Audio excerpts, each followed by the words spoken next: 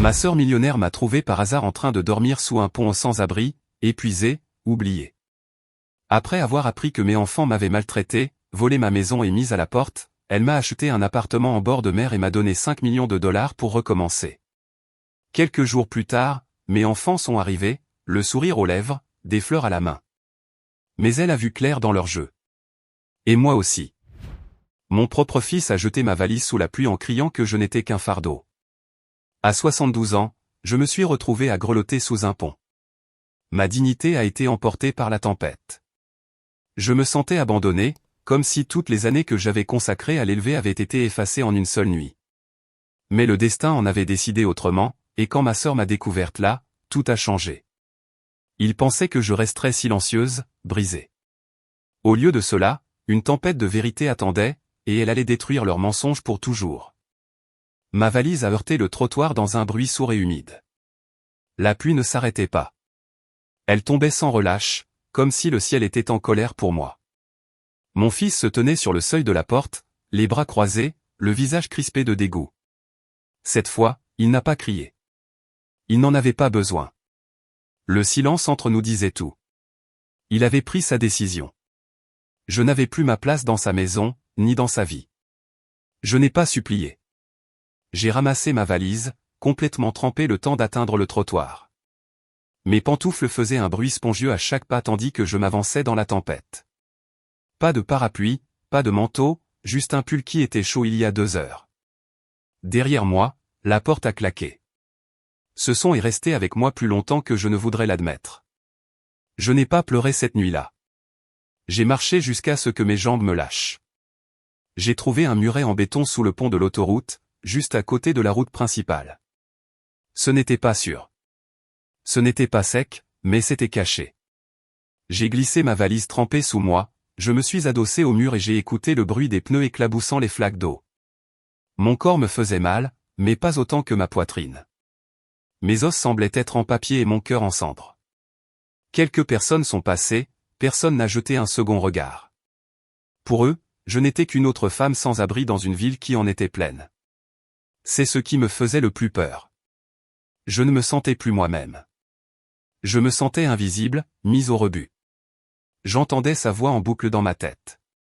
La façon dont il avait prononcé le mot « fardeau », comme si j'étais une corvée, comme si les années où je l'avais élevé n'avaient jamais existé. Je me suis souvenu des genoux écorchés que j'avais embrassés, des repas que j'avais sautés pour qu'il puisse manger. Et maintenant, à ses yeux, je n'étais qu'un poids. Le vent est devenu plus mordant à mesure que je restais assise. J'ai resserré la couverture, une que j'avais trouvée dans ma valise, fine et humide. Mon corps tremblait quand même, pas seulement de froid, mais de honte, d'incrédulité. Peut-être que certains d'entre vous comprennent ce sentiment, quand les gens à qui vous avez tout donné vous regardent comme si vous n'étiez rien. Cette nuit-là, je n'ai pas beaucoup dormi. J'ai écouté les voitures, les sirènes, le bruit de quelque chose qui se brisait en moi. Vers 3 heures du matin, la pluie a ralenti. Je commençais tout juste à somnoler quand j'ai entendu des pas.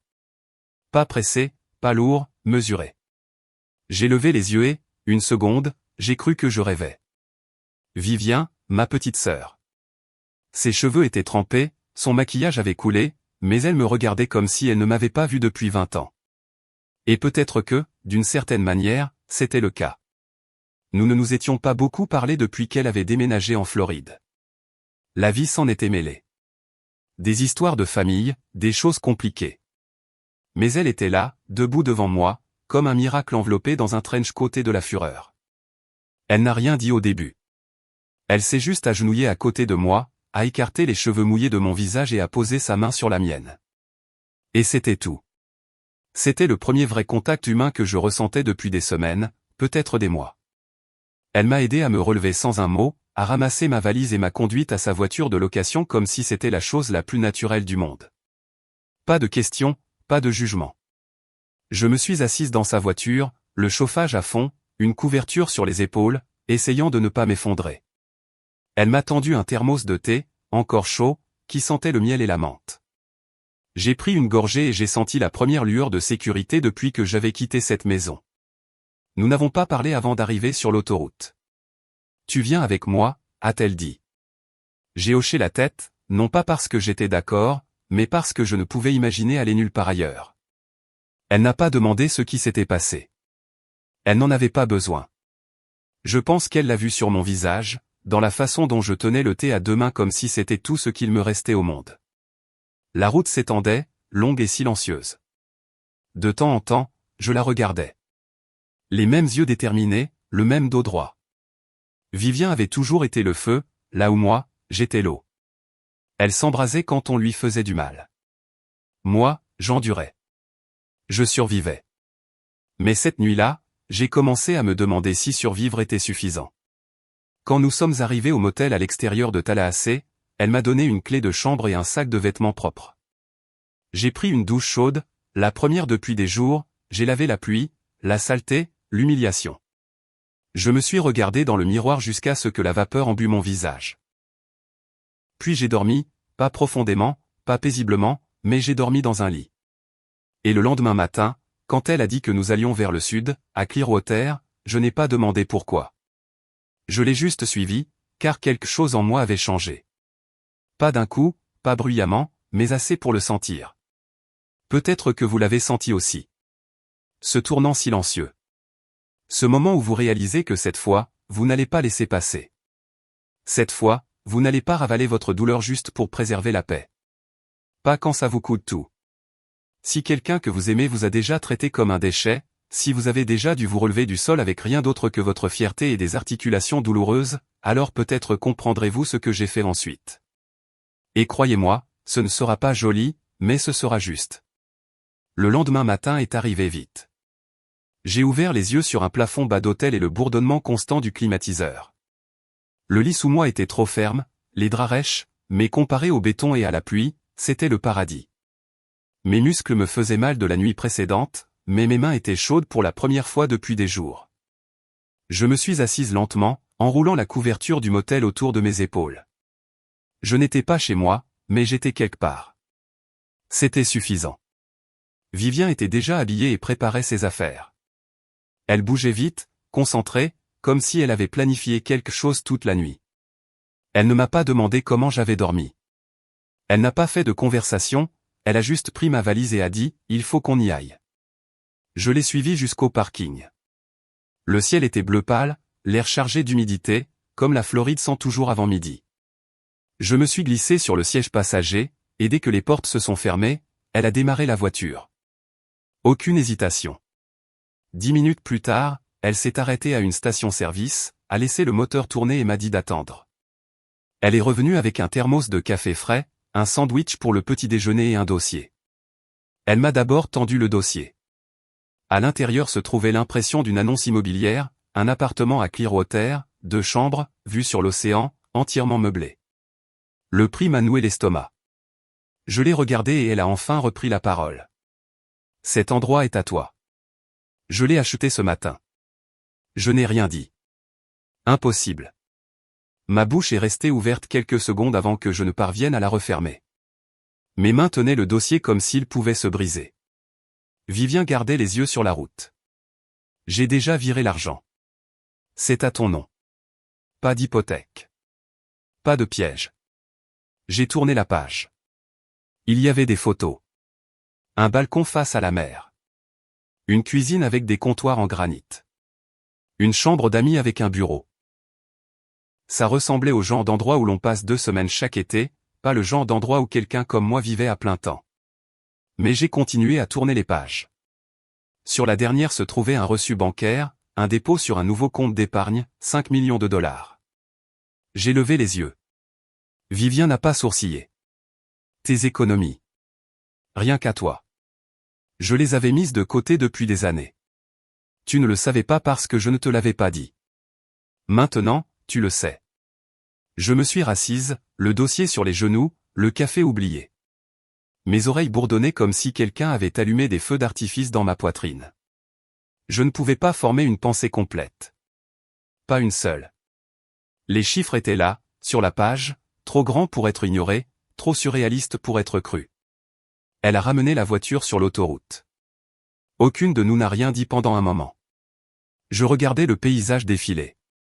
Des centres commerciaux, des palmiers, des restaurants bon marché. Les choses semblaient normales, mais rien ne me paraissait normal. Quelque chose avait changé en moi, et je ne savais pas encore si c'était de la gratitude ou de la honte. Elle a tourné sur une route plus calme, bordée de palmiers étroites. Après quelques pâtés de maison, nous avons passé une entrée fermée. Elle a tapé un code et le portail en fer s'est ouvert lentement. Un agent de sécurité nous a fait un signe de la main et Vivien a hoché la tête en retour. Je continuais à regarder droit devant moi. L'immeuble était bas, de couleur crème avec des balcons bordés de blanc et des toits en tuiles bleues. On aurait dit une carte postale. Vivien s'est garé sur une place réservée près de l'entrée. Elle a sorti ma valise du coffre et l'a portée à l'intérieur sans attendre. Le hall sentait le citron et la moquette neuve. Une femme à la réception a souri et a tendu un paquet de bienvenue à Vivien. Vivien m'a montré du doigt sans parler. La femme m'a regardé avec gentillesse. Le genre de regard que les gens portent aux chiens errants qu'ils aimeraient pouvoir aider. Nous avons pris l'ascenseur en silence. Au 3e étage, Vivien a déverrouillé la porte de l'appartement 3C et l'a poussée. C'était plus lumineux que ce à quoi je m'attendais. Les murs étaient beige clair, le canapé gris pâle. La lumière entrait à flot par les portes vitrées coulissantes qui menaient au balcon. Je me suis approché de la balustrade et j'ai regardé dehors. L'océan s'étendait jusqu'à l'horizon. Je pouvais l'entendre. Constant, lourd, vivant. Derrière moi, Vivien a posé la valise, s'est essuyé les mains et a dit « C'est ici que tu vis maintenant. Et je reste dans l'appartement d'en face pendant un certain temps, alors ne t'avise pas de disparaître. » Je me suis retourné, les mains toujours sur la rambarde. Je voulais dire merci, mais les mots ne semblaient pas suffisants. À la place, j'ai hoché la tête une fois, lentement. Vivien s'est approché. Je sais ce qu'il a fait. Je sais ce qu'ils ont fait. Tu n'es pas obligé d'en parler si tu ne veux pas. Mais tu ne les laisseras plus rien te prendre. Plus jamais. Elle m'a regardé dans les yeux. Son ton était tranchant, pas sentimental. Cet endroit est à toi. L'argent est à toi. Et j'ai déjà contacté Grace. Cela a attiré mon attention. Grace Hollandais, son amie avocate de l'université. Intelligente, impitoyable, prudente. Je ne l'avais pas vue depuis des années. Grace prépare les documents en ce moment. Verrou financier, bouclier juridique. Tout ce que tu ne veux pas exposer restera scellé, et tout ce qu'ils essaieront de prendre, nous l'aurons anticipé de 2 coups. J'ai expiré lentement. Mes doigts se sont resserrés sur le bord du balcon. La voix de Vivien s'est adoucie. Tu n'es pas une invitée ici. Tu n'es pas dépendante. Tu es la propriétaire. Et j'ai besoin que tu commences à agir comme telle. Je suis resté là longtemps après son départ. L'océan n'arrêtait pas de bouger. Les pensées dans ma tête non plus. Paul pensait m'avoir enterré, que je pourrirais tranquillement dans le coin d'un refuge. Il pensait que la honte me ferait taire. Il n'avait aucune idée que j'étais sur le point de l'enterrer avec les choses même qu'il avait tenté de voler. 3 jours après mon emménagement, Vivien a organisé une petite réception de bienvenue au clubhouse du rez-de-chaussée. Elle ne m'a pas demandé si j'en voulais une. Elle m'a juste envoyé un SMS avec l'heure et m'a dit de porter quelque chose de bleu. Elle m'avait déjà acheté 2 nouvelles tenues et les avait suspendues dans le placard. J'ai choisi celle à manches longues, un tissu léger qui n'attirait pas l'attention mais me faisait redevenir moi-même. Je suis arrivé quelques minutes avant 18h. La pièce était doucement éclairée, avec des amuse-gueules disposés sur des plateaux blancs et une vue sur l'océan derrière une rangée de fenêtres. Une douzaine de personnes étaient là, principalement d'autres résidents de l'immeuble, des couples de retraités, quelques veuves, un homme plus âgé qui me rappelait mon défunt mari, bien que plus mince et avec un menton plus pointu. Je n'ai pas retenu la plupart de leurs noms, mais j'ai reconnu leur chaleur, celle qui ne pose pas trop de questions trop tôt. Vivien s'est assuré de me garder près d'elle. Elle m'a présenté avec juste assez de détails pour être polie, sans jamais entrer dans le personnel. Elle n'a jamais mentionné ce qui s'était passé, jamais mentionné Paul, elle a juste dit aux gens que j'étais venu à Clearwater pour un nouveau départ et que je faisais maintenant officiellement partie de la communauté. Sa voix avait ce ton ferme qu'elle utilisait pour fixer des limites. Pendant qu'elle se mêlait aux invités, je me suis retrouvé à l'autre bout de la pièce, près de la fenêtre, à regarder la lumière décliner sur l'eau. Ne pas parler me convenait. Je ne voulais pas m'expliquer à des étrangers. C'était suffisant d'être dans un endroit sûr, entouré de gens qui ne savaient pas ce que j'avais traversé. Cela a changé quand l'un des gardes de sécurité de l'immeuble est entré par la porte latérale. Pas pour la fête, juste en patrouille. Il devait avoir la soixantaine, des épaules larges, des cheveux gris coupés courts, un badge accroché à son polo. Il a fait un tour lent dans le hall, puis s'est arrêté quand il m'a vu près du bol de punch. J'ai hoché la tête poliment. Il s'est approché. Il a montré le numéro de mon appartement sur mon badge. 3C, c'est en face de celui de mademoiselle Vivien, n'est-ce pas? J'ai dit que oui. Il a souri. Elle est vive. Elle ne manque aucun détail. Vous avez quelqu'un de bien qui veille sur vous. J'étais d'accord. Il a jeté un coup d'œil vers l'ascenseur, puis a baissé la voix d'un ton. Vous devriez peut-être garder un œil sur le va-et-vient dans le couloir. On nous a signalé quelqu'un qui traînait près des boîtes aux lettres tard hier soir. Ne correspondait à aucun profil de résident. Juste pour vous prévenir. Cela a resserré quelque chose dans ma poitrine. Je l'ai remercié et j'ai noté de le dire à Vivien. Elle le savait probablement déjà. Rien ne lui échappait. Quelques minutes plus tard, Vivien a levé son verre et a tapé une cuillère contre celui-ci. La pièce s'est tue. Elle a porté un court toast. Simple. Elle a juste dit qu'elle était heureuse que je sois là et que les secondes chances valaient la peine d'être célébrées. Les gens ont applaudi, quelqu'un a sifflé, puis tout est revenu à la normale. Mais j'ai remarqué qu'au moment où elle a terminé son discours, ses yeux se sont tournés vers la porte. Elle l'avait vue s'ouvrir. Je me suis retourné et je les ai vus aussi, Paul et Marissa. Ils portaient une chemise qu'ils repassaient rarement, mais cette fois-ci, elle était impeccable. Marissa était en beige et or, les cheveux bouclés, ses talons claquant doucement alors qu'elle entrait dans la pièce. Ils souriaient comme s'ils étaient à leur place. Mon estomac s'est noué. Vivien s'est dirigé droit sur eux. Je n'ai pas entendu ce qu'elle a dit, mais son visage a clairement montré qu'il n'était pas invité. Elle n'a pas élevé la voix. Elle n'a pas fait de scène, mais elle a bloqué leur chemin comme un mur de verre. Paul a regardé par-dessus son épaule vers moi, a souri comme si rien de tout cela ne s'était passé, comme si la dernière fois qu'il m'avait vu n'avait pas été sous la pluie, criant pendant que je m'accrochais à ma dignité comme à une flamme mourante. Je n'ai rien dit. Ma main a saisi le bord de la table des rafraîchissements. Vivien a fait signe à quelqu'un et un membre du personnel est intervenu. La conversation a été brève.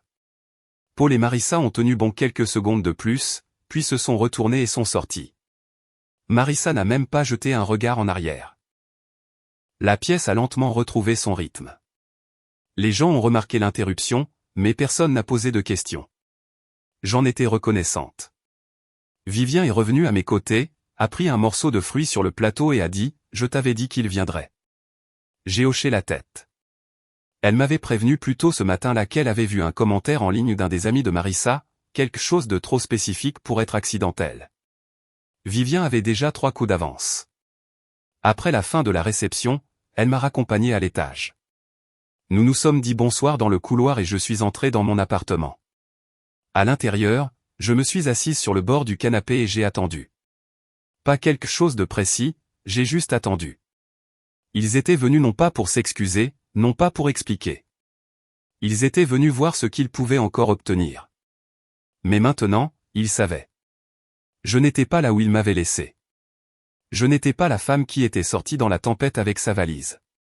J'étais à l'intérieur, protégé, et plus seul. Pourtant, je ne me sentais pas assez en sécurité pour me reposer. Alors, j'ai fait quelque chose que je n'avais pas fait depuis des années.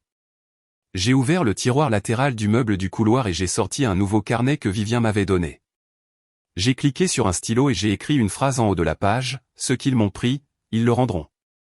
Puis j'ai tracé une ligne en dessous et j'ai écrit 3 mots, maison, nom, pouvoir. La fête était terminée. Le rideau était levé. Et ils étaient montés sur scène en pensant qu'ils contrôlaient encore l'histoire. Mais maintenant, j'avais le stylo, et j'allais écrire le reste. Vivien n'a pas perdu de temps. 2 jours après la fête, elle a frappé à ma porte à 10 heures précises avec une pile d'enveloppes dans une main et sa tablette dans l'autre.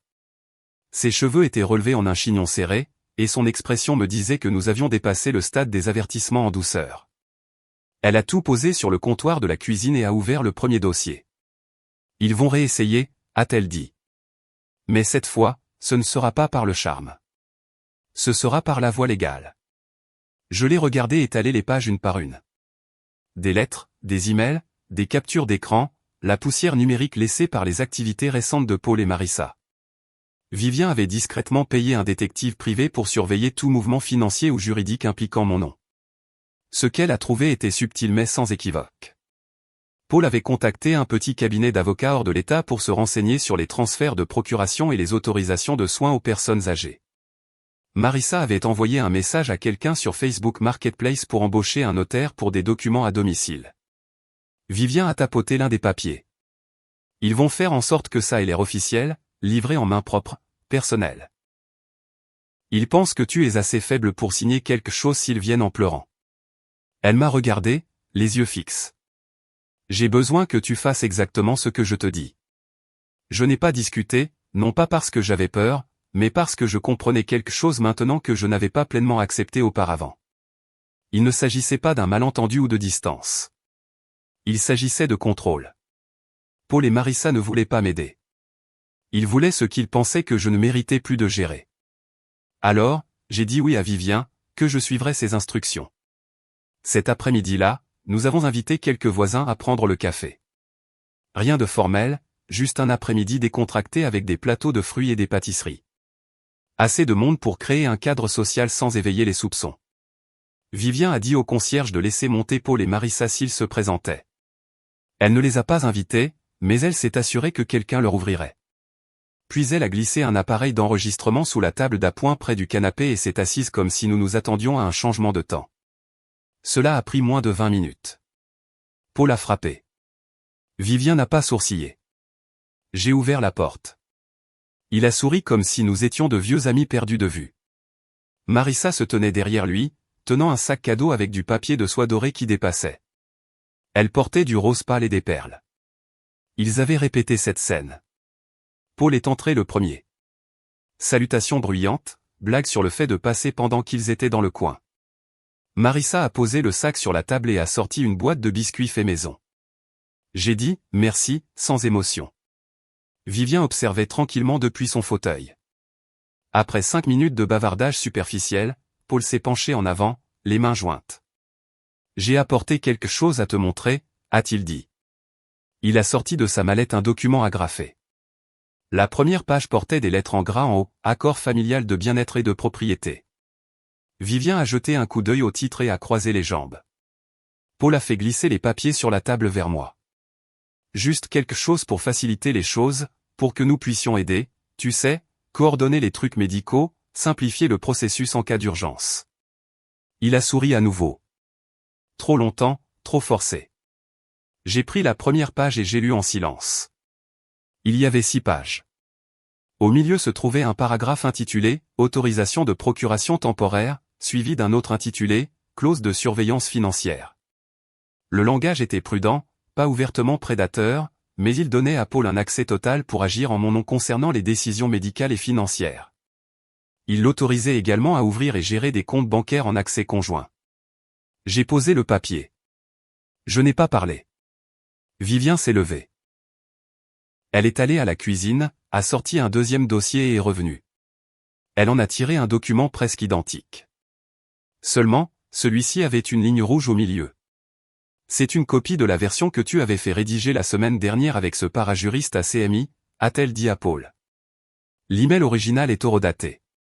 Le langage est mot pour mot. Le visage de Paul s'est figé. Marissa est restée silencieuse. Vivien s'est tourné vers moi. Vas-y, demande-leur à quoi ça sert vraiment. Je n'en ai pas eu besoin. Le silence disait tout. Vivien a ouvert l'application d'enregistrement sur sa tablette et l'a laissé tourner. Puis elle a élevé la voix juste assez pour que les voisins entendent. Je veux que tout le monde sache, a-t-elle dit, que ce document a été conçu pour dépouiller Hélène de ses droits financiers sous couvert d'assistance. Voilà à quoi ressemble la manipulation familiale. Paul s'est levé rapidement. Tu ne comprends pas ce que nous essayons de faire, a-t-il dit. Marissa lui a attrapé le bras. Vivien est resté calme. Non, je comprends exactement. Et l'État de Floride aussi. Ainsi que le comité d'éthique. Et la communauté que vous essayez d'impressionner avec de fausses larmes et des biscuits. La voix de Paul s'est brisée. Tu fais une scène. Vivien a ri une fois, sèchement. Une scène? Non, c'est de la clarté. Elle s'est tournée vers moi et a hoché la tête. Je me suis approché de la table, j'ai pris le contrat qu'ils avaient apporté et je l'ai déchiré en deux. La pièce est devenue silencieuse. Les voisins ont cessé de parler. Paul m'a regardé avec quelque chose que je n'avais pas vu depuis des années. La peur. Je n'ai pas crié. Je n'ai pas juré. J'ai simplement tenu les pages déchirées et j'ai dit, voilà ce qui arrive quand on confond le silence avec la faiblesse. Vivien a fait un geste vers la porte. Paul et Marissa sont sortis, cette fois sans se retourner. Je me suis assise lentement, mes mains encore chaudes du papier. Vivien m'a apporté un verre d'eau. Les voisins ont murmuré, puis se sont poliment excusés. Quand la pièce fut vide, Vivien a parlé à voix basse. Ils essaieront autre chose. J'ai hoché la tête. Je le savais aussi. Mais ce qu'ils ne savaient pas, c'est que nous avions de l'avance maintenant, et que je ne me contentais pas de tenir bon. J'étais prête à tout reprendre, pièce par pièce, nom par nom. Et cette fois, ils ne le verraient jamais venir. 3 matins après que j'ai déchiré leur contrat en deux, j'ai ouvert ma porte d'entrée et j'ai trouvé une orchidée blanche sur le paillasson. Pas de carte, pas de mots, juste la plante, délicate et parfaite, comme une excuse silencieuse qui n'avait pas le courage de frapper. Je suis resté là un long moment, sans la ramasser. L'air était chaud, le couloir silencieux. En face de moi, la porte de Vivien s'est ouverte. Elle est sortie, tenant une tasse de café dans une main, son téléphone dans l'autre. Elle a vu l'orchidée et s'est arrêtée. Il change de tactique, a-t-elle dit, sans même scier. J'ai hoché la tête une fois et j'ai laissé la plante où elle était. Je suis rentré, j'ai verrouillé la porte et j'ai laissé le silence s'installer. Ce soir-là, ils sont revenus, pas ensemble cette fois. Paul est arrivé vers 18h, portant un polo bleu que je me souvenais lui avoir acheté pour un entretien d'embauche qu'il n'a jamais eu. Son sourire était plus doux que d'habitude. Il portait un petit sac en papier du restaurant italien sur Maine. Il a dit qu'il pensait que je n'avais pas encore dîné. Je n'ai pas ouvert la moustiquaire. Il est resté là un moment. Il m'a dit que j'avais l'air en forme. A demandé si j'aimais le quartier. M'a dit que lui et Marissa avaient parlé, qu'il se sentait terriblement mal de la façon dont les choses avaient dégénéré. A dit que je lui manquais. Je n'ai rien dit. Finalement, il a laissé le sac sur le banc près du mur et s'en est allé. Je l'ai regardé partir, sans bouger. Le lendemain matin, c'était le tour de Marissa. Elle est arrivée juste avant midi avec un sac de courses et un livre sous le bras. Son ton était plus léger, presque décontracté, comme si c'était quelque chose qu'elle faisait toujours. Elle n'a pas parlé du contrat. Elle n'a pas mentionné la fête. Elle a juste dit qu'elle voulait passer, peut-être aider avec les courses, cuisiner quelque chose si j'étais fatigué. Avant, elle m'appelait par mon prénom. Ce jour-là, elle m'a appelé « maman ». Je l'ai observée à travers le Judas jusqu'à son départ. Elle a emporté les courses avec elle, a laissé le livre. Une semaine s'est écoulée ainsi. L'un venait, puis l'autre, parfois avec de la nourriture, parfois des fleurs. Une fois, une photo encadrée de Paul enfant, tenant une canne à pêche à côté de moi sur une jetée, un souvenir qu'il pensait pouvoir utiliser comme arme. Je n'ai pas répondu, mais j'ai observé et j'ai enregistré. Vivien m'avait donné un petit appareil, pas plus grand qu'une clé de voiture. Il était posé près de la porte, toujours allumé quand quelqu'un approchait. Je ne l'utilisais pas pour les surprendre en train de dire quelque chose de criminel. Je l'utilisais pour capter le ton, l'hésitation, les schémas. Parce que leurs mots ne visaient pas la réconciliation, ils visaient l'accès.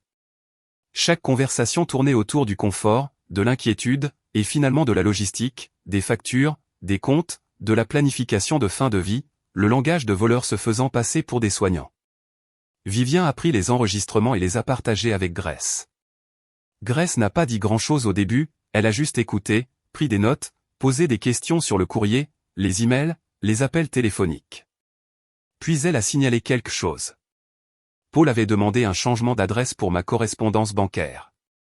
Il l'avait fait en ligne en utilisant un numéro de téléphone d'il y a des années qui avait été lié à mon nom. Grace l'a découvert grâce à une vérification discrète qu'elle avait demandée à un contact bancaire. La demande n'avait pas encore été traitée, mais c'était un signal d'alarme. Vivien a changé les serrures de la boîte aux lettres le lendemain. La nuit suivante, l'alarme incendie de mon couloir s'est déclenchée vers 2 heures du matin. Pas de feu, juste un levier tiré. Ramirez, le gardien, a examiné la caméra et a capturé une silhouette floue marchant dans le couloir de service 20 minutes plus tôt. On ne voyait pas le visage, mais on voyait la veste, la même que Paul portait à la fête. J'ai demandé à Vivien d'appeler Grace à nouveau. Elle a apporté un ordinateur portable le lendemain et m'a expliqué comment configurer des alertes numériques sécurisées, pour toute tentative d'accès à mes comptes, toute connexion depuis un appareil non reconnu, toute demande de fichiers liés à mon nom. J'ai tout accepté. Puis je lui ai demandé si elle pensait qu'ils avaient fini. Elle n'a pas répondu tout de suite. Ils vont essayer par la porte de derrière maintenant, a-t-elle finalement dit. J'ai demandé ce que cela signifiait. Elle a fermé l'ordinateur portable. Ils vont réessayer par la voie légale, mais pas directement. Ils trouveront quelqu'un pour le faire à leur place. Un notaire, un témoin mobile, un conseiller financier qui ne connaît pas toute l'histoire. 2 jours plus tard, un homme en tenue décontractée a frappé à ma porte. Il a dit qu'il venait d'un groupe de planification pour personnes âgées. A dit que ma famille avait demandé un examen rapide de mon plan de succession juste pour s'assurer que tout était en ordre. Il souriait comme si c'était normal. Comme si les femmes de 70 ans recevaient régulièrement des visites surprises d'étrangers polis tenant des porte-blocs et des dossiers de style gouvernemental. Je lui ai dit que j'avais déjà une équipe et j'ai fermé la porte. Il est parti rapidement. Grace a déposé une plainte officielle le lendemain matin auprès du bureau d'État de la Floride pour la tutelle professionnelle. Rien de dramatique, juste assez pour créer un dossier, une trace. Je savais ce qui se passait.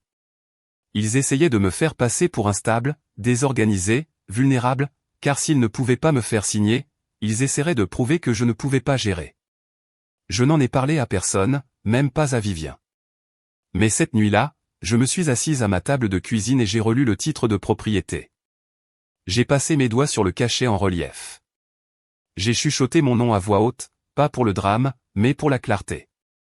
Puis j'ai remis le papier dans son dossier, j'ai fermé le tiroir et je l'ai verrouillé.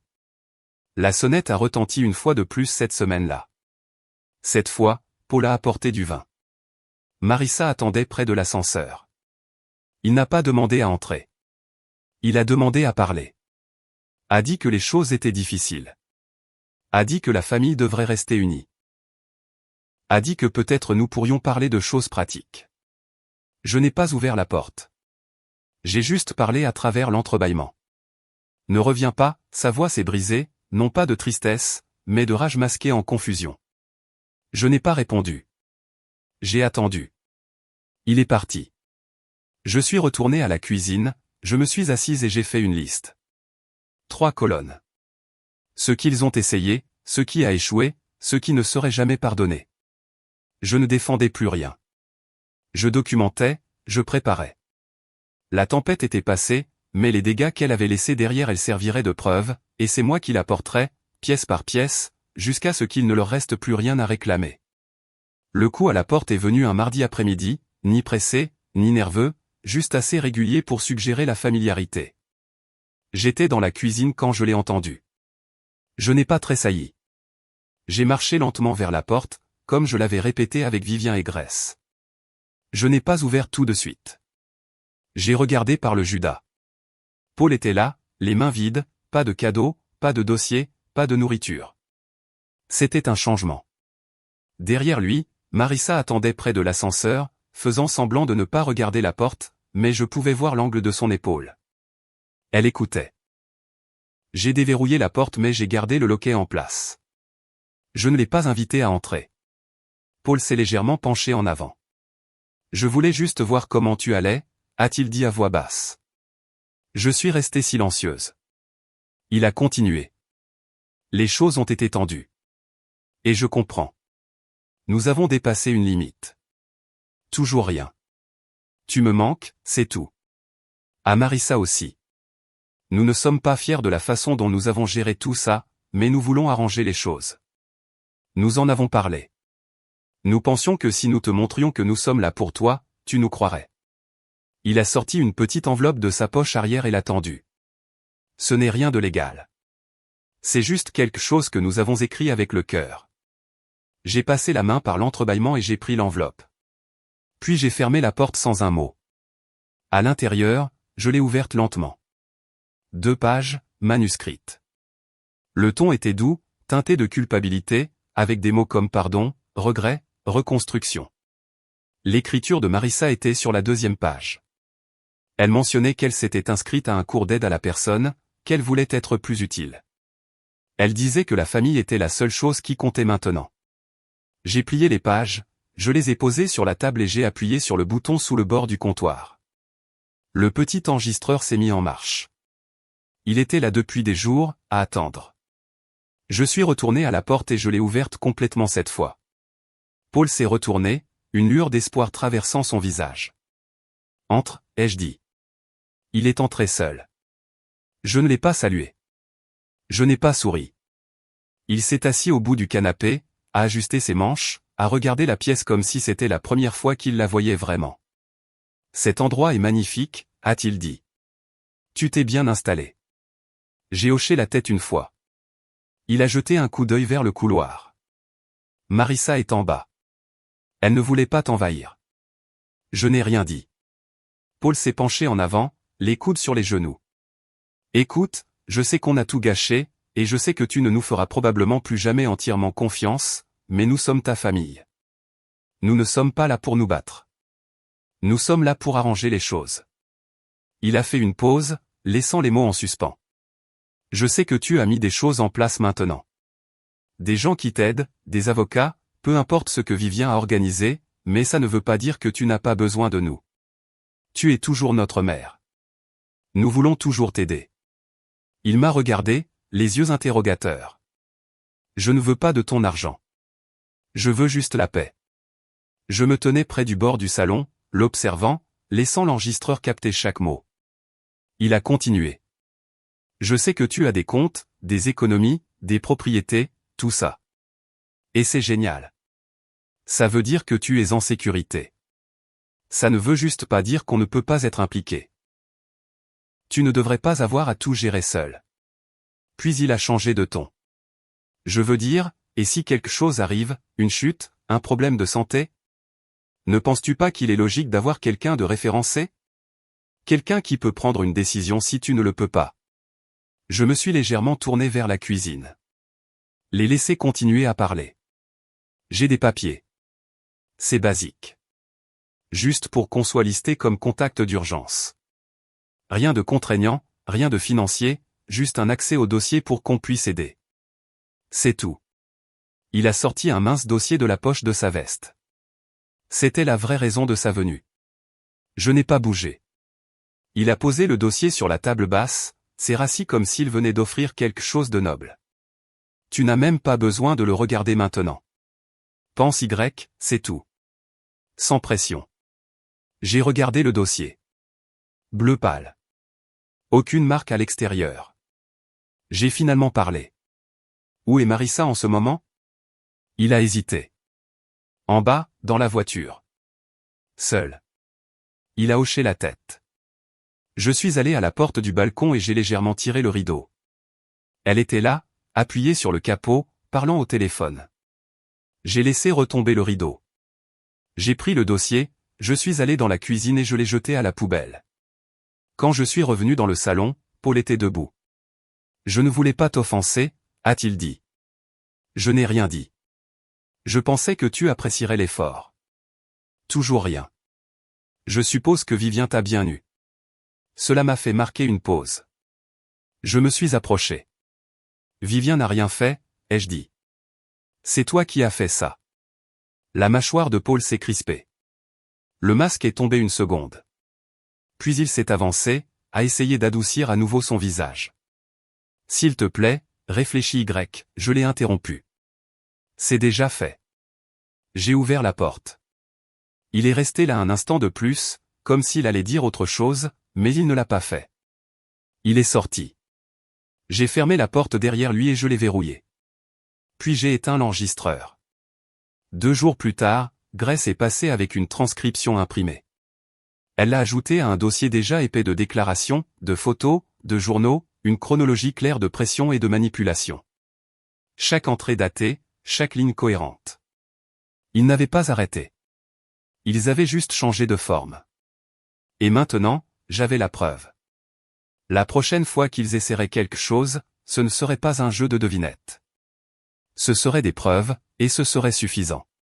Quand l'enveloppe est arrivée, c'était dans un simple paquet blanc. Pas d'adresse de retour, pas de timbre, juste glissé sous ma porte comme une menace silencieuse. Je l'ai trouvé tôt ce matin-là en préparant mon thé, à moitié endormi, mes pantoufles traînant sur le sol frais. Au début, j'ai pensé que c'était peut-être une autre lettre d'excuse ou une carte d'une des dames du club de lecture, mais son poids m'a dit le contraire. Ce n'était pas souple. Ce n'était pas personnel. C'était rigide, lourd. À l'intérieur, ce n'était pas une lettre. C'était 6 pages imprimées, agrafées. Chaque page remplie d'un langage conçu pour embrouiller, pour intimider. Ils avaient engagé un avocat, ou du moins ils voulaient que je le pense. La lettre affirmait que, pour des raisons de santé et de sécurité, Paul et Marissa déposaient une demande de révision de tutelle. Qu'ils avaient des preuves de déclin mental et s'inquiétaient pour mon bien-être. Que mes récentes décisions financières avaient été erratiques et pouvaient présenter un danger pour moi-même et pour les autres. Je me suis assise lentement, relisant cette ligne 3 fois. Elle disait que mes décisions étaient erratiques. Moi. La femme qui a géré le budget d'une clinique d'urgence pendant plus d'une décennie. Celle qui s'occupait des factures et des litiges avec les fournisseurs pendant que mon mari travaillait de nuit. Celle qui a fait durer 2 retraites à travers un krach boursier. Et il me traitait d'instable. Je n'ai pas pleuré. J'ai ri. Puis j'ai pris le téléphone et j'ai appelé Vivien. À midi, Grace était à ma porte avec une copie de la même lettre, transmise par le bureau de Vivien. Ils avaient essayé de l'envoyer là-bas aussi, supposant probablement qu'elle paniquerait ou me pousserait à céder. Ils ne comprenaient pas qui était Vivien. Grace a posé son ordinateur portable sur le comptoir et a ouvert un document intitulé « Dossier de réponse de protection ». Il était déjà en cours d'élaboration. Grace ne faisait qu'ajouter les dernières pièces, les transcriptions, les photos, l'enregistrement audio de la visite de Paul, des copies des chèques qu'il m'avait envoyés des semaines auparavant avec de petites notes dans les mémos qui disaient des choses comme « juste au cas où tu aurais besoin d'aide pour décider ». Grace a lu la lettre avec un calme professionnel, soulignant des phrases clairement tirées de modèles juridiques en ligne. Certaines des affirmations n'étaient même pas conformes à la loi californienne. Il y avait des détails manquants, une terminologie mal utilisée. Ils veulent te faire peur, a dit Grace. Il ne s'agit pas de ta santé, il s'agit de contrôle. J'ai hoché la tête. Nous n'avions pas besoin de déposer quoi que ce soit pour le moment, mais Grace a contacté un ami au greffe du tribunal des successions pour enregistrer les documents. Si quelque chose apparaissait, nous serions prêts. À la fin de la journée, Vivien avait envoyé une réponse formelle, formulée comme une lame de velours, chaleureuse mais ferme, le genre de lettre qui ne se contentait pas de repousser. Elle avertissait. Et puis j'ai fait quelque chose que je n'avais pas prévu.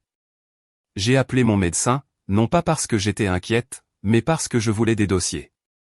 J'ai pris rendez-vous pour un examen cognitif complet et un bilan de santé, programmé le test la même semaine. Je les ai tous réussis. Pression artérielle stable, réflexe vif, mémoire aiguisée, vitesse de traitement encore plus rapide que la plupart des gens de la moitié de mon âge. 2 jours plus tard, les résultats étaient dans un dossier entre les mains de Grace. Je lui ai demandé d'en faire 3 copies. J'en ai envoyé une à Paul. Pas de mots, juste le rapport.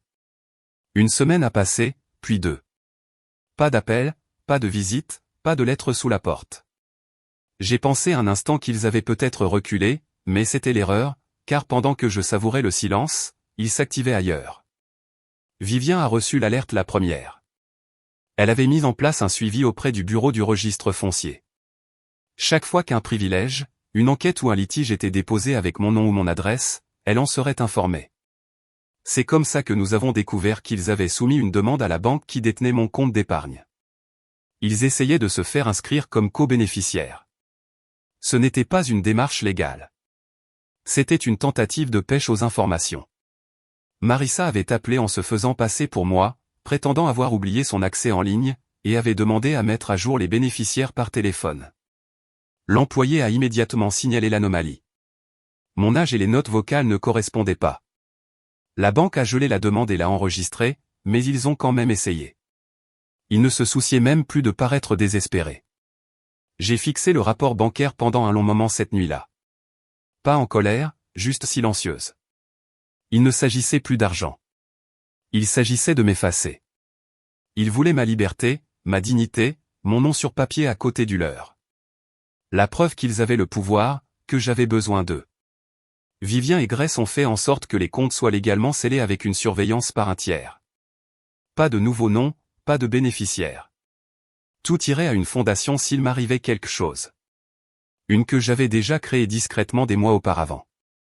Il ne s'agissait pas de vengeance. Il s'agissait de s'assurer que personne ne pourrait plus jamais me piéger. Plus tard cette semaine-là, Grèce m'a remis une autre enveloppe, plus épaisse que la dernière.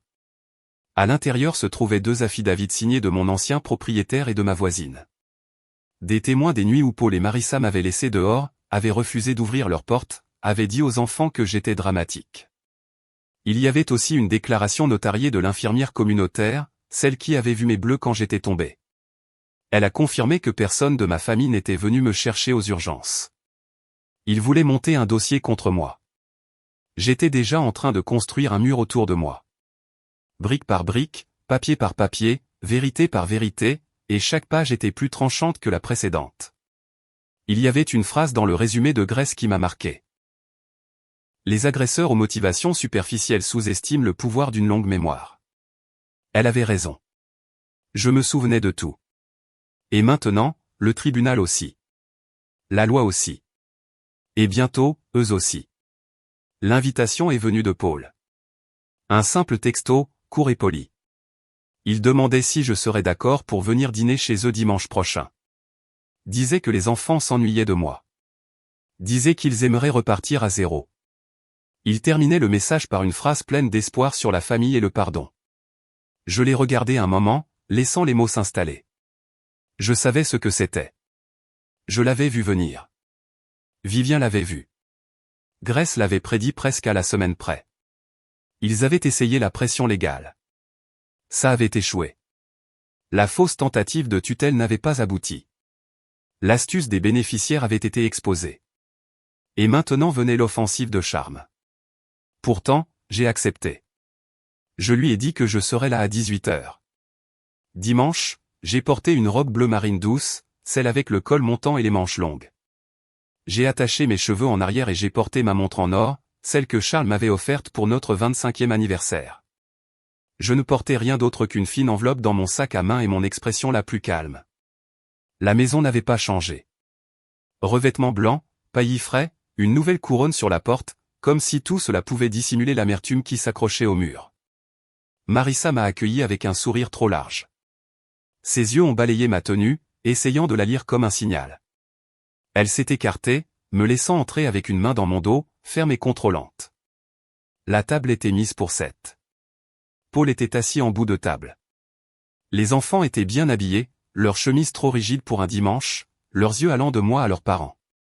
Nous nous sommes assis, nous avons mangé, la nourriture était bonne, un peu trop parfaite. Ils ont parlé des notes des enfants, de la façon dont Paul envisageait un changement de travail. Marissa a complimenté le plat qu'elle avait préparé 2 fois avec le genre de ton qui a besoin d'approbation. J'ai hoché la tête poliment, j'ai répondu quand on me le demandait. Je n'ai rien évoqué des derniers mois, et eux non plus, pas directement. Mais à peu près à la moitié du dessert, Paul s'est penché en arrière sur sa chaise et a poussé un soupir. J'ai beaucoup réfléchi ces derniers temps, a-t-il dit, à la façon dont les choses se sont compliquées, et je sais que nous avons tous fait des erreurs, mais je déteste la distance entre nous. Marissa a pris sa main. Et avec les enfants qui grandissent, a-t-elle ajouté, nous ne voulons tout simplement pas avoir de regrets. Nous voulons qu'ils sachent à quoi ressemble une vraie famille. C'était à mon tour de hocher la tête. J'apprécie cela, ai-je dit. Vraiment. Ils ont souri, puis Paul a dit. Je me demandais, maman, si nous pouvions parler un jour de la façon dont nous allons de l'avant, peut-être revoir certaines des décisions qui ont été prises quand les choses étaient tendues, surtout en ce qui concerne les questions de succession. C'était ça. Le gant de velours retiré, la main en dessous qui se tendait. J'ai laissé la pause s'installer juste assez longtemps. Puis j'ai fouillé dans mon sac et j'ai sorti l'enveloppe. Bien sûr, ai-je dit, mais je pense qu'il est préférable que nous soyons tous clairs. Alors, j'ai fait rédiger quelque chose. J'ai fait glisser l'enveloppe sur la table. Les doigts de Marissa ont tressailli avant qu'elle ne se reprenne. Paul l'a prise et l'a ouverte. À l'intérieur se trouvait un addendum notarié. Il décrivait l'établissement permanent de la Fondation Rutellerie, l'organisation à but non lucratif que j'avais créée. Il confirmait que la maison où je vivais maintenant, les comptes bancaires, le fonds en fiducie, tout était légalement et irrévocablement lié à la Fondation. Il listait les bénéficiaires, un programme de bourse pour les mères célibataires de plus de 60 ans, un fonds de soins pour les victimes de maltraitance de personnes âgées, et un service de santé communautaire nommé d'après Charles. Le visage de Paul s'est raidi. Le sourire de Marissa s'est fissuré sur les bords. Vous voyez, ai-je dit doucement, j'y ai aussi pensé, beaucoup, et j'ai réalisé que je ne veux pas passer le reste de ma vie à m'inquiéter de savoir qui mérite quoi, ou qui pense avoir gagné une part de quelque chose qu'ils n'ont jamais construit. Paul a dégluti difficilement. Je pouvais voir la chaleur derrière ses yeux. Il se retenait, essayant de garder le contrôle. Je ne vous coupe pas les ponts, ai-je ajouté. Mais je choisis la paix, la clarté et la protection. Personne n'a rien dit. Les enfants étaient figés, confus, trop jeunes pour comprendre le sous-entendu, mais assez vieux pour sentir la tension s'installer, épaisse, dans l'air. Je me suis levé lentement. Le dîner était délicieux. Merci. Marissa a commencé à parler, mais les mots ont trébuché. Elle a essayé de sourire à nouveau, mais a abandonné à mi-chemin. À la porte, Paul m'a suivi. C'est tout, a-t-il dit à voix basse. Je n'ai pas arrêté de marcher. Maman, a-t-il répété un peu plus fort, un peu plus sèchement. Nous essayons d'arranger les choses. Je me suis finalement retourné. Non, ai-je dit. Vous essayez de regagner l'accès. Il a tressailli. Mais ce que vous avez perdu, c'est la confiance. Et je ne la distribue pas comme de la tarte à Thanksgiving. Je suis parti. De retour dans ma voiture, j'ai expiré. C'était fait. Pas de cri, pas de tribunal, juste la vérité. Documenté, signé, scellé et livré. Il m'avait sous-estimé. Pas seulement en tant que mère, veuve ou vieille femme. Ils avaient sous-estimé ma mémoire, ma détermination, ma capacité à planifier. Et maintenant, pour la première fois depuis des années, j'ai dormi cette nuit-là sans verrouiller la porte 2 fois, parce qu'ils ne pouvaient plus m'atteindre. Ni en droit, ni en mensonge, ni en héritage. 3 jours après ce dîner, je me suis réveillé au son du gravier crissant sous ma fenêtre. J'ai légèrement écarté le rideau, pas assez pour être vu. Le camion de Paul était garé dans l'allée. Il est resté un moment dans la cabine, puis est sorti, faisant les 100 pas, comme s'il n'avait pas décidé ce qu'il était venu faire. Il était encore tôt, même pas 8 heures. Le brouillard de la plage ne s'était pas encore levé. La rosée était posée sur la vitre comme un voile entre moi et ce qui se passait. Je n'ai pas ouvert la porte. Il a frappé 1 fois, puis 2 fois de plus, plus doucement. Puis il est parti. 10 minutes plus tard, un appel est arrivé. Numéro inconnu. Je l'ai laissé aller sur la messagerie vocale. Le message était court. Sa voix calme mais tendue. Il a dit qu'il respectait mon choix, qu'il me laisserait de l'espace, qu'il comprenait maintenant ma position. Cela semblait presque civil, presque. Mais l'après-midi, j'ai su que quelque chose avait changé. Vivien m'a appelé, la voix tendue. Elle venait de raccrocher avec quelqu'un qu'elle connaissait au bureau du greffier. Apparemment, une nouvelle motion avait été déposée. Paul et Marissa tentaient de contester à nouveau ma capacité mentale, cette fois sous une autre clause. Ils essayaient d'utiliser ma fondation comme preuve que j'étais manipulé, exploité financièrement, que je ne pouvais pas agir en pleine clarté mentale. Je n'ai pas bronché. Vivien a demandé si je voulais qu'elle réponde. Je lui ai dit, non, pas encore. Parce que parfois, il faut attendre. Il faut laisser les gens s'enfoncer plus profondément. Il faut laisser la corde s'allonger assez pour que la chute soit finale. Le lendemain matin, je suis allé en ville, pas pour voir un avocat, pas pour répondre légalement. Je suis allé à la boulangerie. À l'intérieur, la propriétaire, Jackie, m'a longuement regardé puis a souri. Elle avait 5 ans de plus que moi, marchait avec une canne, tenait la boutique avec sa petite fille. Nous avions parlé quelques fois auparavant de la subvention communautaire que j'avais mise en place. Je me suis assise avec elle, je lui ai dit que j'avais une proposition. Cet après-midi-là, nous avons imprimé des prospectus. Le lendemain, des affiches étaient accrochées dans les bibliothèques, les cliniques, les refuges. la Fondation Rutellerie lance des journées communautaires, ateliers gratuits, repas, consultations pour les femmes âgées cherchant à réintégrer le marché du travail, à échapper à l'isolement, à protéger leur patrimoine. L'événement a eu lieu à la mairie, à seulement 2 pâtés de maison du bureau d'assurance de Paul. 200 personnes se sont présentées. À la fin de la semaine, la fondation était dans le journal local, puis dans un journal régional, puis sur un blog national pour les droits des aînés. Je suis restée silencieuse pendant tout ce temps. Je n'avais pas besoin de parler. La visibilité était sa propre défense. Vendredi, Grace est passée. Elle avait entendu dire que Paul et Marissa rencontraient un deuxième avocat, quelqu'un d'agressif, de bruyant. Elle m'a prévenu qu'il ne reculait pas. J'ai souri. Je l'ai remercié. Et puis je lui ai tendu une série de documents. Ils n'étaient pas pour moi. Ils étaient pour le conseil d'administration de la fondation. Des gens que nous avions soigneusement choisis, aucun d'entre eux de la famille. Tous forts. J'avais cédé la maison, les comptes restants et même les droits sur mon nom à la clause de protection de la fondation. Ce qui signifiait que, quelle que soit l'accusation portée contre moi, rien ne pouvait être liquidé ou touché sans l'approbation complète du conseil. Les yeux de Grace s'écarquillèrent en lisant. Vous verrouillez toutes les portes. J'ai hoché la tête. Laissez-les essayer, ai-je dit. Ils ne font que prouver mon point de vue. Dimanche, ma sonnette a de nouveau retenti. Cette fois, c'était Marissa. Elle tenait des fleurs, bon marché, le genre qu'on achète à la hâte dans une station-service. Ses yeux étaient doux, apologétiques, mais j'avais appris à voir à travers la douceur.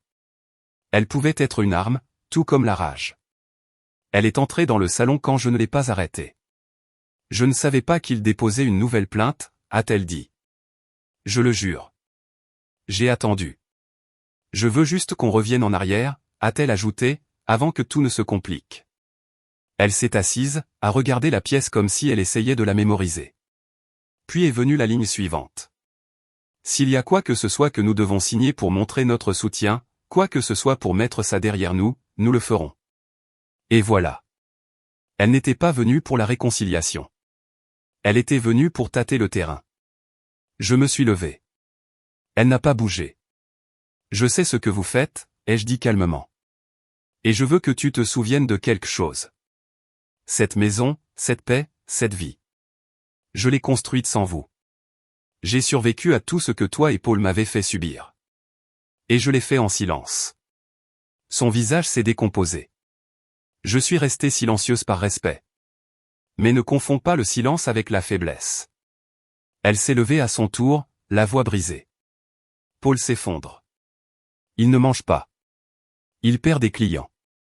Il me blâme. J'ai peur. Je l'ai regardé un long moment. Puis j'ai dit, pas cruellement, juste finalement. Ce n'est plus mon fardeau. Elle est partie. Cette nuit-là, j'ai dormi avec la fenêtre ouverte. J'ai écouté l'océan comme je le faisais avec Charles. Et pour la première fois depuis le début de tout ça, je n'avais pas l'impression de me préparer à un coup. Je me sentais achevée, pas vaincue, complète. Parce qu'il y a un moment après la tempête où le silence revient, et il n'est pas vide, il est mérité. Lundi matin, je pouvais sentir un changement dans l'air. C'était subtil au début, juste la façon dont le quartier semblait plus calme, comme s'il retenait son souffle. Quelque chose arrivait, et je savais que ce ne serait pas doux. Vivien a appelé juste après midi. Sa voix était calme, mais directe. La date du procès a été fixée, a-t-elle dit. Ils l'ont fait avancer rapidement. Ils sont confiants. Mais ils ont fait une erreur, Ruth. Une grosse erreur. Je n'ai pas répondu tout de suite. Je connaissais assez bien Vivien pour attendre. Ils ont soumis des preuves. A-t-elle continué? Des dossiers financiers, des lettres, des emails, des déclarations. Elle a fait une nouvelle pause, laissant le silence souligner ce qui allait suivre. Ils ont falsifié ta signature. Je suis resté très immobile. Elle a expliqué. Les documents que Paul et Marissa avaient déposés prétendaient que je leur avais accordé une procuration pour la fondation, que j'avais transféré le droit de modifier ses statuts. C'était audacieux, imprudent. Ils avaient simulé une réunion entière, un vote du conseil, l'avaient même fait notarier. Vivien avait déjà envoyé le dossier à l'expert en graphologie. Mais elle ne s'est pas arrêtée là. Elle a également eu un déjeuner discret ce week-end-là avec l'un des notaires qui, selon eux, avait été témoin du document. Il ne se souvenait pas de la réunion. Il ne se souvenait pas de moi, parce qu'elle n'avait jamais eu lieu. C'était la faille. Et à travers cette faille, tout s'est effondré. Mercredi, le rapport de l'expert était prêt. Non seulement les signatures étaient incohérentes, mais les métadonnées d'horodatage des fichiers PDF révélaient qu'ils avaient été antidatés de manière négligente. Un document était censé avoir été signé dans un café de San Luis Obispo, un endroit qui était fermé pour rénovation à l'époque. Un autre faisait référence à un membre de la fondation qui avait démissionné 3 mois plus tôt. Ils n'avaient pas seulement menti. Ils avaient été paresseux. C'est là que Vivien a agi. Elle a déposé une motion pour fraude et parjure. Elle a soumis le rapport, la déclaration du témoin notaire et une déclaration du président du conseil d'administration de la fondation. Ce n'était plus seulement une réponse. C'était une contre-attaque en règle. Mais ça ne s'est pas arrêté là. Un jour plus tard, le bureau juridique du comté a pris contact. Il s'avère que tenter de frauder une organisation à but non lucratif enregistrée n'est pas seulement une affaire civile. Cela peut être criminel. Et parce que la fondation s'occupait du bien-être des personnes âgées, il y avait une deuxième couche de protection. Un examen automatique avait été déclenché au moment où Vivien a déposé sa contre-poursuite. Le bureau du procureur de district voulait parler. Pendant ce temps, je suis restée silencieuse. J'ai arrosé mes plantes. J'ai fait du pain de maïs. J'ai marché sur la plage chaque matin avant le lever du soleil. Mais à l'intérieur, j'ai senti un changement. Plus de colère. Même pas de justice, juste de la clarté. Ils avaient tracé la ligne, l'avaient franchie, l'avaient peinte en rouge, et maintenant la ville allait le voir. L'audience était prévue pour jeudi matin. Je suis arrivé tôt, je me suis assise au deuxième rang avec Vivien à mes côtés. La salle d'audience était modeste, rien à voir avec la télé, juste de l'air froid, des bancs en bois et le faible murmure de l'anticipation. Paul était assis 3 rangs devant avec Marissa. Aucun d'eux n'a regardé en arrière. Le juge a été rapide. Il a examiné les preuves, a autorisé de brèves déclarations. Vivien, toujours calme, a tout exposé, proprement, factuellement, indéniablement. Elle n'a même pas eu besoin d'élever la voix. L'expertise, le témoin, les chronologies, tout y était. Quand ce fut le tour de Paul, son avocat a balbutié, a tenté de prétendre que je l'avais autorisé verbalement, que j'avais des problèmes de mémoire, que j'avais mal compris. Vivien a simplement brandi les rapports de la clinique, montrant que j'avais passé une évaluation cognitive complète juste 1 mois plus tôt. Le même rapport qu'ils avaient eux-mêmes soumis dans un dossier précédent pour affirmer que j'avais la capacité de prendre des décisions avec lesquelles ils n'étaient pas d'accord. Il s'était contredit par écrit 2 fois. Le juge a suspendu l'audience. Dehors, je me tenais sur les marches du palais de justice pendant que Vivien parlait avec le représentant du procureur. Le soleil était dur, mais je l'ai accueilli. Qu'il réchauffe le sommet de ma tête. Qu'il remplisse le silence. Puis je l'ai entendu. Maman. Je me suis retourné. Paul marchait vers moi, seul. Son visage était tiré, plus pâle que dans mon souvenir, sa voix plus douce. Tu le fais vraiment, n'est-ce pas, a-t-il dit.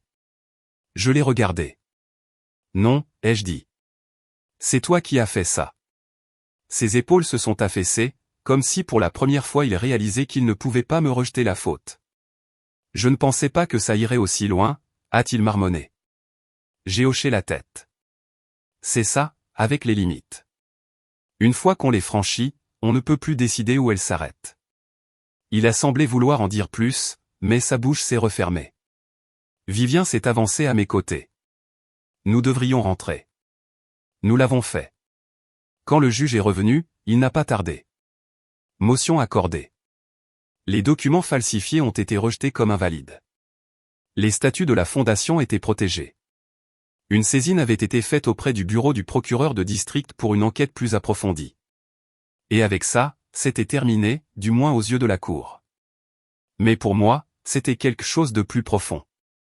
Je m'étais tenu devant le système qui ignorait autrefois les femmes comme moi, balayait nos voix, supposait que nous étions trop fragiles, confuses ou trop émotives, et j'avais été entendu.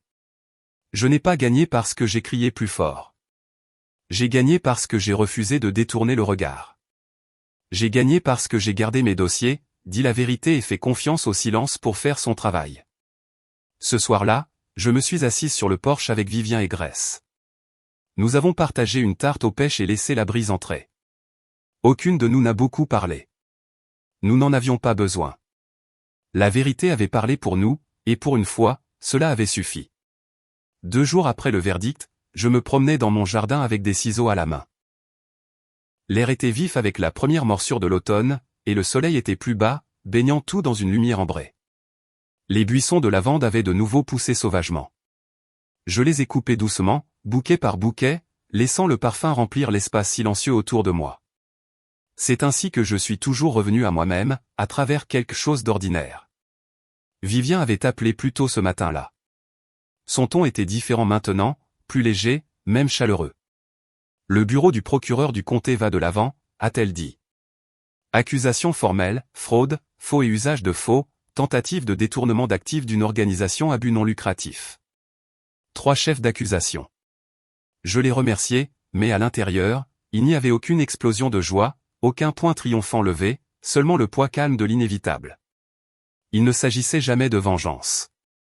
Il s'agissait de la vérité, d'être vu, d'être entendu, et de tenir bon quand chaque partie de moi avait été rejetée. Paul n'avait pas appelé depuis l'audience. Pas de message, pas de lettre, pas le moindre signe de regret.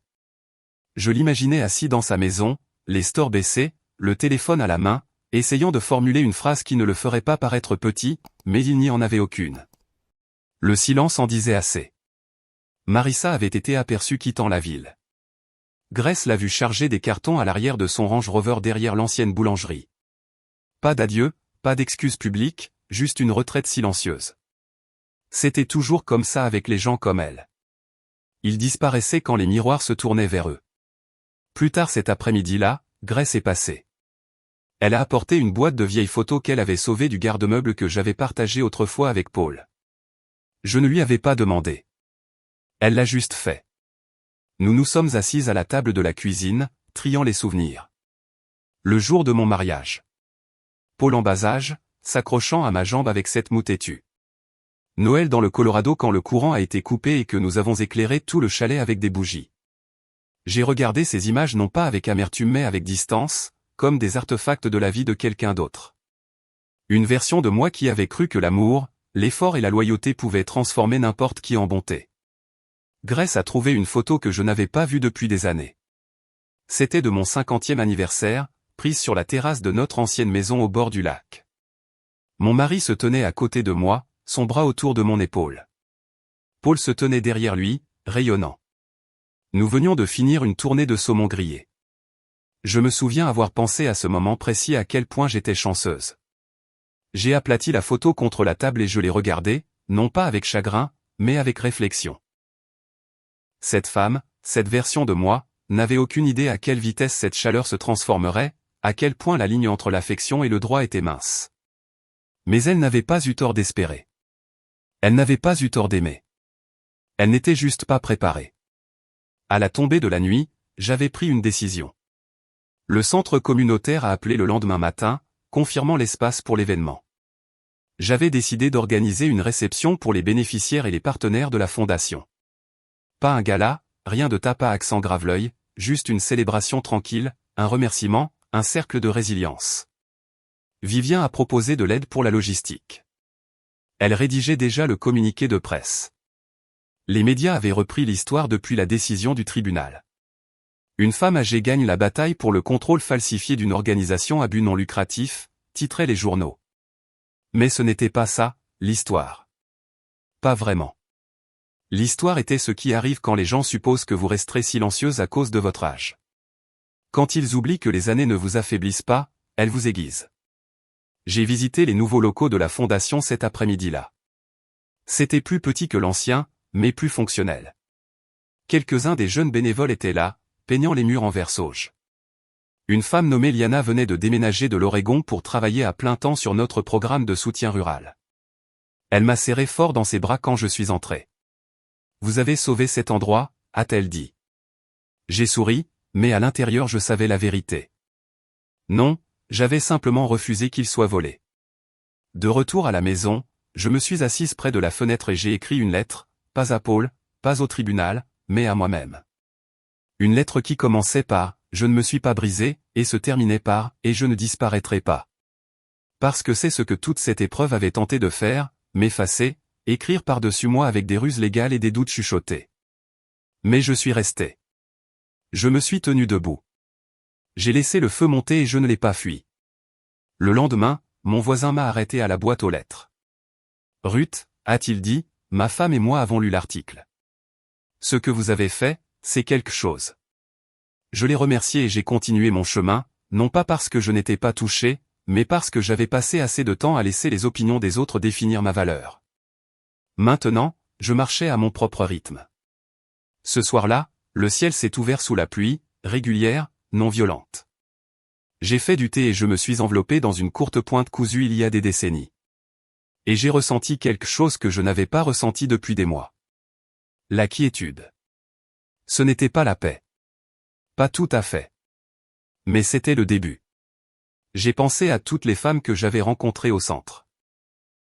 Les mères célibataires, les grands-mères élevant leurs petits-enfants, les veuves recommençant à 70 ans. Nous n'étions pas fragiles. Nous n'étions pas des reliques. Nous étions des survivantes avec des souvenirs assez longs pour survivre à la trahison. Et j'étais l'une d'entre elles, ni brisée, ni amère, juste éveillée. 3 semaines après le verdict, je me tenais sur la petite scène du nouveau centre communautaire, tenant un micro avec des mains qui ne tremblaient plus. Devant moi, il y avait près de 100 visages. Certains que je connaissais bien, certains que j'avais aidés à traverser des hivers difficiles, de longs divorces ou des anniversaires solitaires. Certains que je n'avais jamais rencontrés, mais ils étaient là parce que la fondation les avait atteints d'une manière ou d'une autre. C'était suffisant. La salle n'était pas luxueuse. Des chaises pliantes, des urnes à café sur des tables en plastique, quelques vieux ventilateurs de plafond bourdonnant au-dessus. Mais les murs étaient fraîchement peints et tapissés de photos de nos programmes, des femmes apprenant des métiers, des bénévoles en soins aux personnes âgées étreignant des patients, des enfants riant à côté de boîtes de dons pleines. Je n'avais pas préparé de discours. Je ne voulais pas jouer un rôle. J'ai juste dit la vérité. Cette organisation n'a jamais été une question d'argent, ai-je dit lentement, marquant une pause pour reprendre mon souffle. Il s'agissait de ne pas être effacé, de prouver que la seconde moitié de votre vie peut être tout aussi puissante que la première, peut-être même plus. Ils ont applaudi, mais je n'ai pas laissé le moment s'éterniser. J'ai passé le micro à Liana et je suis descendu de la scène. Elle était l'avenir maintenant. Sa voix, son leadership, son énergie. J'avais construit les fondations. Il porterait le reste.